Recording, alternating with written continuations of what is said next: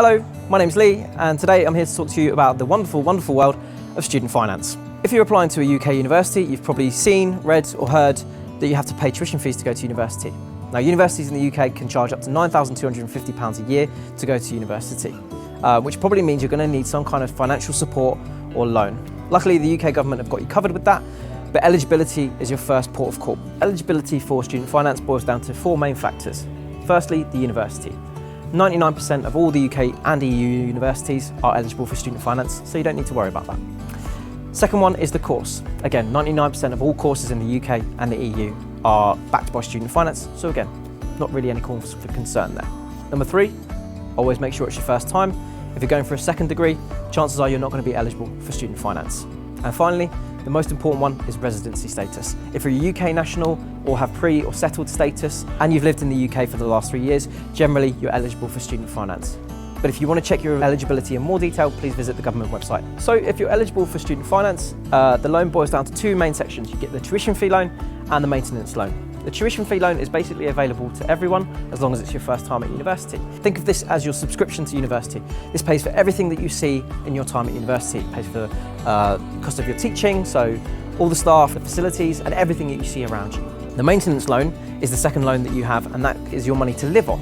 So that pays for your food, your books, travel, sports club memberships, going out, enjoying yourself, and anything else you can think of when you're at university. The difference between this one and the tuition fee loan is that this one is means tested. So what that means is it depends on where you study, where you live, and your household income. So where you study means if you study in London, you're generally eligible for slightly more than if you study outside London. Where you live means if you stay at your family home, generally you're entitled to slightly less money. If you move away from home, so if you move into halls or you move in with friends, generally you're going to be eligible for more money to live on as part of your maintenance loan. And finally, household income is a sliding scale, so the more income that comes into your household home, the less money you're entitled to as part of your student loan. Again, for more information on all of this, you can find it all on the government website, or there's another article on the Ravensbourne website.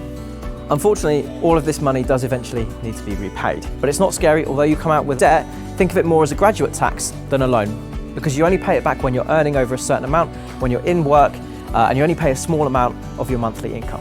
Here are some key snippets of information that it's good to know about in terms of repayments. Essentially, the more you earn, the more you pay, but it's always capped at 9% of any earnings you have over the threshold, which at the moment is around £27,000. So if you're earning under that, you're not paying a single penny back of your loan, and you're never going to have debt collectors coming around and taking your TV or your nan, because that would be quite bad. These repayments will last for around 30 years, so whatever you've paid back at the end of those 30 years, your debt is completely wiped, whether you've paid £1,000, £10,000, it doesn't matter. Once you reach the end of that 30 years, your debt is wiped, which means you're never saddled with that debt for the rest of your life.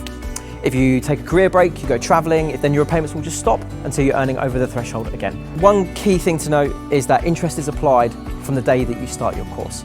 So when you graduate, you're likely to have a higher loan amount than when you started. If you're in what we would call a regular job, where you get paid the same amount every month, then it just comes out your pay the same way your national insurance does, the way your income tax does, and your pension. If you're self-employed, however, you would just do that the same as you do with your self-assessment at the end of the year. For more information on repayments, again, visit the government website for loads more information. The main thing to take away from the student loan system is that although the numbers might be scary, don't be put off by that. As I said, it's a graduate tax and not a loan.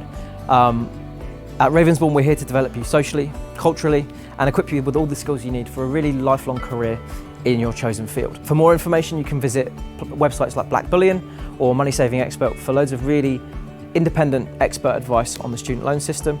If in doubt, talk to your parents, talk to your family, and like I said, don't be put off by the money, because you can't put a price on a good education.